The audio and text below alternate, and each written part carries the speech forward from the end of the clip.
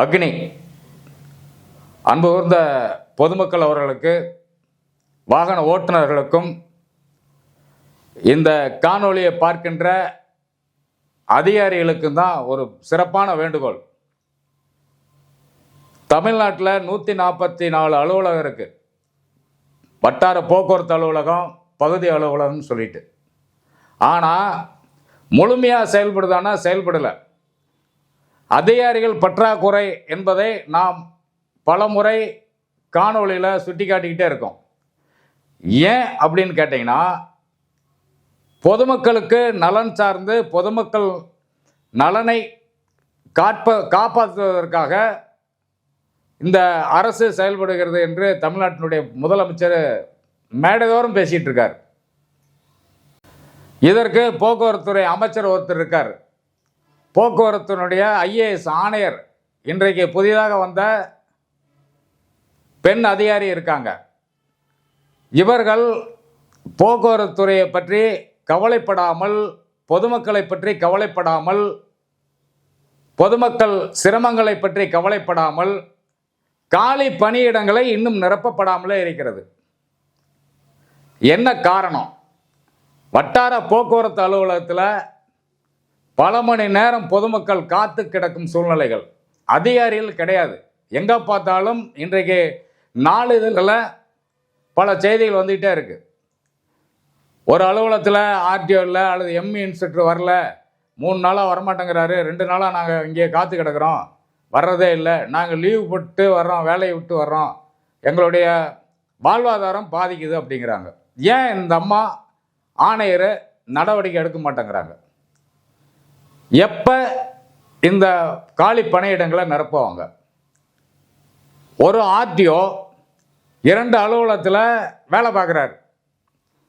40 kilometre 35 kilometre தொலைவில் பயணம் பண்ணி வாரத்தில் 2 நாள் தான் அங்கே வேலை பார்க்குறாரு. அதுவும் RTO என்ன வேலை பார்க்குறாங்கன்னா, கிரவுண்ட் ஒர்க்கு, FC பண்ணணும், நியூ வெஹிக்கிளை பார்க்கணும், ஆக்சிடென்ட் வண்டியை பார்க்கணும், நேம் டிரான்ஸ்ஃபர் பார்க்கணும், லைசன்ஸ் புதிதாக எடுக்கிறவங்களுக்கு அந்த கிரவுண்டில் அவங்கள வண்டி நல்லா ஓட்டுறாங்களான்னு அவர்கள் பார்வையில் அவர்கள் கண்கூட பார்த்து அவர்களுக்கு லைசன்ஸ் வழங்கணும். இது போன்ற சூழ்நிலையில் போக்குவரத்துறையில் அதிகாரிகள் பணியிடங்கள் நிரப்பப்பட்டால் ஆண்டொன்றுக்கும் பல கோடி வருமானங்கள் இந்த அலுவலகம் மூலம் அரசுக்கு வருமானம் கிடைக்கும். ஆனால் அரசுக்கு வருமானம் வேண்டாம், அதிகாரிகளுக்கு லஞ்சம் தான் வேணும், இதை வாங்கி நாங்கள் மேல்மட்டத்துக்கு கொடுக்கணும் அப்படிங்கிற ஒரு கண்ணோட்டத்தோட RTO மட்டும் இல்லை, 2 இடம் பார்க்குறது. மோட்டார் வாகன ஆய்வாளர்கள் பல மைலை கடந்து வாரத்தில் 2 நாள் அவர்களும் இதே போன்று அலுவலகத்தில் வேலை பார்க்குறாங்க. இது பொதுமக்களுடைய கேள்வியாக தான் இருந்துகிட்டு இருக்கு. தொடர்ந்து நாம் இதை பற்றி தான் பேசிகிட்டு இருக்கிறோம். காலி பணியிடங்களை நிரப்புங்க, ME இன்ஸ்பெக்டரை போடுங்க, RTOவை போடுங்க, சூப்பரண்டை போடுங்க, PAவை போடுங்க. பல அலுவலகத்தில் PA கிடையாது, பல அலுவலகத்தில் சூப்பரண்டு கிடையாது. சமீபத்தில் மிகப்பெரிய ஒரு சக்தி வாய்ந்த ஒரு அதிகாரி ஒரு ஆம்னி பஸ்ஸை பிடிக்கிறார். பர்மிட் இல்லை, ஓட்டுறியா அப்படின்னு சொல்லி. அவன் டிரைவர் என்ன பண்ணுறான்னா, நடு ரோட்டில் நிறுத்தி எல்லாம் பிளாக் பண்ணுறான். அந்த அதிகாரியை தரக்குறைவாக பேசுகிறான். ஒரு டிரைவர் ஒரு அதிகாரியை தரைக்குறைவாக பேசுகிறான். அப்போ அந்த அதிகாரி ஒருத்தர் என்ன பண்ணுவார்? அவருக்கு என்ன காவல்துறை ஏதாவது சப்போர்ட் இருக்கா? ஒன்றும் கிடையாது. அவர் அவமானத்தை தாங்கி கொண்டு திட்டுனதெல்லாம் வாங்கிக்கிட்டு அவர் மேலே கம்ப்ளைண்ட் கொடுத்து அதுக்கப்புறம் அந்த வண்டியை கொண்டு போய் போலீஸ் ஸ்டேஷனில் நிறுத்தி இவ்வளோ நடக்குது. அவருக்கு யார் சப்போர்ட் பண்ணுறாங்க? கூட யார் இருக்காங்க? 4 பேர் பேசணும்ல. அதிகாரிகள் யாருமே இல்லாமல் ஒரு அதிகாரியோ இல்லை 2 அதிகாரிகள் இருக்கிற போது டிரைவர்கள் எல்லாருமே ஒன்று சேர்ந்து அதிகாரிகளை தரக்குறைவாக பேசுகிறாங்க. நாம் இந்த காணொளியில் ஆணையர் அவர்களுக்கு ஒரு வேண்டுகோளாக, ஒரு கோரிக்கையாக தான் வைக்கிறோம்.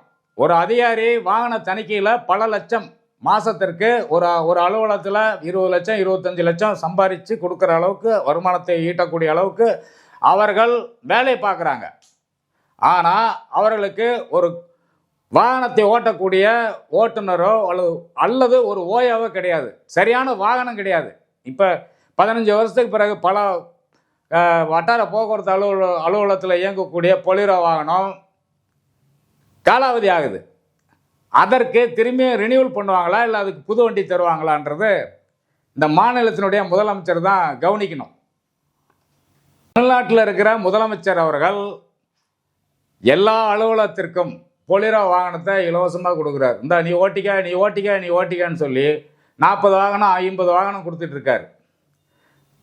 வட்டார போக்குவரத்து அலுவலகத்து இந்த போக்குவரத்து துறையில் மட்டும்தான் இது வரைக்கும் ஒரு புதிய வாகனம் தரல. ஏன், என்ன காரணம்? பெண் அதிகாரிகளுக்கு பாதுகாப்பே கிடையாது. நாம் குறிப்பாக சொல்ல வேண்டுமென்றால் அதிகாரிகளுக்கு பாதுகாப்பு வேணும். அதிகாரிகள் லஞ்சம் வாங்குறாங்கன்னா அதிகாரிகள் யாருக்கு வாங்கி கொடுக்குறாங்கிறது அதிகாரிகளுக்கும் தெரியும், பொதுமக்களுக்கும் தெரியும். அதிகாரிகள் திமிரில் வாங்கலை. பணி இட உயர்வாக இருந்தாலும் சரி, எதாக இருந்தாலும் சரி, பணம் தான் முக்கியம்.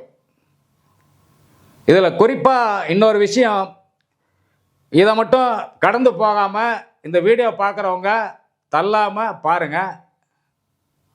ஆலங்குடியில் ஒரு நல்ல தம்பி என்ற ஒரு எம்இ இன்ஸ்பெக்டர் வேலை பார்க்குறாரு. அவர் ஒரு 60 லட்ச ரூபா காருன்னு வச்சுங்களேன். அதற்காக அதனுடைய வரி ஒரு 3-7 லட்ச ரூபா. அதை சிஸ்டத்தில் ஏற்றணும். அவர் ஆன்லைனில் போட்டுறாரு தெரியாதனமா. ஆன்லைனில் போட்டு விட்டுறாரு. அது ஏறிச்சா இல்லையான்னு பார்க்கல. அதே அறையில் அதை செக் பண்ணுற போது இவர் பேரில் ஒரு தவறான நடவடிக்கை எடுக்கிறாங்க. 3-7 லட்ச ரூபாய் நீ திருடிட்ட, ஏமாத்திட்ட அரசு பணத்தை அப்படின்னு சொல்லி அவரை வேலையை விட்டு நிறுத்துறாங்க. அந்த ஆலங்குடியில் இருக்கிற பெண் அதிகாரிக்கும் இவருக்கும் அண்டர்ஸ்டாண்டிங் கிடையாது. சில இடத்துல தமிழ்நாட்டில் எல்லா பகுதியிலையுமே நம்ம சொல்ல முடியாது. சில பகுதியில் வட்டார போக்குவரத்து அலுவலகத்தில் இருக்கிற சூப்பரண்டுக்கும் ஆர்டிஓவுக்கும் சேராது, பிஏவுக்கும் ஆர்டிஓவுக்கும் சேராது. பிஏவும் சூப்பரண்டும் ஒன்று சேர்ந்துக்கிட்டு ஆர்டிஓவை போட்டு கொல்லுவாங்க. சில இடத்துல எல்லாரும் கூட்டு சேர்ந்துக்குவாங்க. இது இப்படி இருக்கிற போது அந்த அலுவலகத்தில், ஆலங்குடி அலுவலகத்தில் பெண் அதிகாரி ஒரு கிளர்க்கு வேலை பார்க்கணும். அந்த அதிகாரி சொன்னால் கேட்க மாட்டாங்க, கேட்க போகிறதில்லை அப்படிங்கிறதுனால இவரே சிஸ்டத்தில் உட்காந்து ஆன்லைனில் ஏற்றுறாரு. அதற்கு பிறகு இதை செக் பண்ணி இவர் தான் திருடன், இவர் தான் கையாடல் பண்ணிட்டாரு அரச பணத்தை அப்படின்னு சொல்லி ஒரு முடிவு பண்ணுது அரசு போக்குவரத்துறை. இவர் திரும்பி அந்த கார் ஷோரூமில் அவங்களோட தொடர்பு கொண்டு, அது சென்னை அலுவலகம், தொடர்பு கொண்டு அந்த அலுவலகத்தில் அவங்க கட்ட வேண்டிய பணம், அந்த பணம் இவர் வாங்கலை, ஆனால் அவங்ககிட்ட இருந்து வாங்கி இவர் தான் கட்டுறார். நான் திருடலை, ஏமாத்தலை, அரசனுடைய பணத்தை அபகரிக்கலை, எனக்கு திரும்பி நீங்கள் வேலை கொடுங்க. 5 மாதம் ஆச்சு ஆலங்குடியில் இருக்கிற நல்ல தம்பிங்கிறவரை இன்னும் வேலைக்கு எடுக்கல. ஒரு என்கொயரி வைக்க முடியாத அந்த அலுவலகம், போக்குவரத்துறை ஆணையர் இதுக்கு என்ன பண்ணுவார்? ஏன் அங்கே இருக்கிற அதிகாரிலாம் என்ன பண்ணுறாங்க? 5 மாதமாக இருக்கிறாரு, அவர் பணத்தை கட்டிட்டாரு, அவருக்கு ஒரு விசாரணை வைங்க, விசாரணை வச்சு அவருக்கு ஒரு நல்ல முடிவு சொல்லுங்கள். அவர் வாழ்நாள் பூரா அந்த மன உளைச்சல்லே இருப்பார், தற்கொலை கூட பண்ணிக்குவார். அது அவ பேர் அந்த போக்குவரத்துறை தான். இது போன்ற பல செய்திகள் உள்ளே இருக்குது. போக்குவரத்துறையில் பார்த்தீங்கன்னா பல செய்திகள் இருக்குது. இன்னொரு விஷயம் என்னன்னு கேட்டிங்கன்னா, போக்குவரத்துறையில் வட்டார போக்குவரத்து அலுவலகத்தில் சில பேர் கட்சிக்காரன் பணம் வாங்குறான், சங்கத்துக்காரன் பணம் வாங்குறான், யாரோ போய் அந்த அதிகாரிகளை டார்கெட் பண்ணி பணத்தை பிடுங்குறாங்க. அவர்கள் நெருக்கடியில் ஒன்றுமே பேச முடியாமல் ஏதாவது ஒரு சூழ்நிலையில் 5-10 கையில் கொடுத்து அனுப்புகிறாங்க. அப்போ போயிட்டு வாப்பா அப்படிங்கிறாங்க. அப்படி கொடுக்கலைன்னா நாம் இந்த ஊடகத்துறையில் இருக்கிற பத்திரிகையாளர் சில பேர் மிரட்டுறான். என்ன மிரட்டுறான்னா, 10,000 கொடு, 20,000 கொடு, இல்லைன்னா உன்னை நான் ஏதாவது ஒரு விதத்தில் சிக்கலில் விடுவேன், பெட்டிஷன் போடுவேன் அப்படின்னு சொல்லி அதற்கும் பயந்துக்கிறாங்க. ஏன்னு கேட்டால் அவங்களுடைய வாழ்க்கையே பயந்த வாழ்க்கை. பயந்து செத்துட்டு இருக்கிறாங்க. யாருக்கு பயப்படுறது? அதிகாரிகளுக்கு பயப்படுறதா, வரவன் போகிறவனுக்கு பயப்படுறதா, பொதுமக்களுக்கு பயப்படுறதா? இந்த சூழ்நிலையில் இந்த அலுவலகம் ரொம்ப கீழ்த்தரமாக செயல்பட்டு இருக்கு. போக்குவரத்துடைய ஆணையர் புதிதாக வந்தவர் நல்லா செய்கிறேன்னு சொல்லியிருக்காங்க, நல்லா பண்ணுறாங்கன்னு சொல்லிட்டு எல்லாருமே மக்கள்லாம் பாராட்டுறாங்க. அதிகாரிகளும் பாராட்டுறாங்க.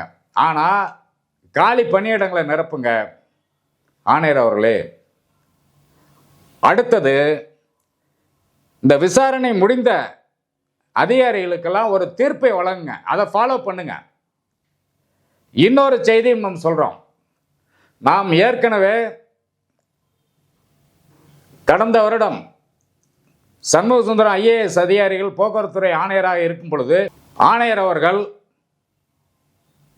பேசுகிறோம். என்ன பேசுகிறோன்னா, நான் தான் பேசினேன். கொடிநாள் வசூலில் டப்பாவில் வசூல் பண்ணிட்டு இருக்காங்க சார். 5-10 வாங்குறாங்க. விஜிலன்ஸ் வந்தால் அவங்கள பிடிச்சதுன்னா, எச்சா இருந்ததுன்னா அவங்க மேலே அலிகேஷன் போடுறாங்க. கம்மியாக இருந்தால் ஏன் இருக்குன்னு கேட்குறாங்க. ஆன்லைனில் அதை பண்ணிடுங்க அப்படின்னு சொன்னோம். அதற்கு அவர் முன்னாடி யோசிச்சார், இதெல்லாம் பண்ண முடியாது அப்படி இப்படின்னாரு. அப்புறம் இந்த துறையை சார்ந்த அமுதா IAS அவர்கள், மதிப்புக்குரிய அவர்கள், ரொம்ப சொன்னோடனே கேட்டுக்கிட்டாங்க. நம்ம பேசுகிறத சொல்கிறத உள்வாங்கிக்கிறாங்க. நல்ல விஷயந்தான் இது. உடனே நான் வந்து சண்முக சுந்தரத்திட்ட பேசுகிறேன் அப்படின்னு சொல்லி சண்முக சுந்தரத்தை பேசி ஆன்லைனில் கொடிநாள் வசூலை தொடங்குறாங்க. இப்போ நாம் என்ன இன்னொரு கட்டம், இதே வந்து கொடிநாள் வசூலை வெல்பர் ஃபண்டுன்னு ஒன்று இருக்குது. எக்ஸ் ஆர்மி வெல்பர் ஃபண்டுன்னு ஒன்று இருக்குது. அதில் ஒரு ஆப்பை ரெடி பண்ணி கவர்மெண்ட்டை, அதன் மூலியமா வருமானம் கொடிநாள் வசூலை போட்டால் மாதத்திற்கு ஒரு ஆஃபீஸில் மட்டும் 20 லட்சம் 25 லட்சம் வரும். சாதாரணமாக பகுதி அலுவலகத்தில் மட்டும். ஏன்னு கேட்டிங்கன்னா, புதிய வாகனம் 3 லட்ச ரூபாய்க்கு வாங்குறாங்க, 20 லட்ச ரூபாய்க்கு கார் வாங்குறாங்க, 40 லட்சம். அதுக்கு ஒரு விலையை நிர்ணயம் பண்ணுங்க. இப்போ புதிய நம்பர் வாங்குறதுக்கு ஆன்லைனில் போவேன்னா நீ வந்து ஏலத்தில் விடுவோன்னு சொல்லி அது இன்னும் அப்படியே பெண்டிங்லேயே இருக்குது. எந்த அறிக்கை தான் விட்ருக்கீங்களே தவிர அது தப்பாக தான் தெரியுது. அதனால் அரசு வந்து இந்த welfare fund, x army welfare fund கொடிநாள் வசூலை இந்த ஆணையர் ஒரு நடவடிக்கை எடுக்கணும். இதை மாற்றினா கவர்மெண்ட்டுக்கு வருமானம் வருது. வருமானத்தை வர்றது தான் சொல்கிறோம். அதே மாதிரி விடிய செக்குடு பண்ணுற அதிகாரிகளுக்கு ஒரு வாகனத்தை கொடுங்க. பெண் அதிகாரிகள் அல்லது ஆண் அதிகாரிகளுக்கு ஒரு டிரைவரை கொடுங்க. 2 ஓயாவை கொடுங்க. அதே மாதிரி JTC DTC அவர்கள் இந்த விழா காலங்களில் செக் போஸ்ட்டில் நின்று, டோல்கேட்டில் நின்று வாகனங்களை தணிக்கை பண்ணுறாங்க. அவர்களுக்கும் ஒரு பாதுகாப்பு வழங்குங்க. நாம் இந்த காணொளி மூலமாக போக்குவரத்துறையினுடைய அரசு காலி பணியிடங்களை உடனடியாக நிரப்ப வேண்டும் என்றும் பொதுமக்களுக்கு நலனை சார்ந்து நாம் பேசக்கூடிய விஷயம். இதை பார்க்கின்ற அத்தனை பொதுமக்களும் அதிகாரிகளும் சப்ஸ்கிரிப்ஷன் பண்ணுங்கள், வியூஸ் போடுங்க. நான் உங்கள் வீட்டு பிள்ளை. இதை நான் உங்களுக்கு தொடர்ந்து ஒவ்வொரு காணொளியிலும் பேசிகிட்டே வரேன். நீ நல்ல விஷயங்களை பேசுவோம், நல்லதாக நடப்போம், நல்லதையே செய்வோம். நன்றி. உங்கள் அக்னி.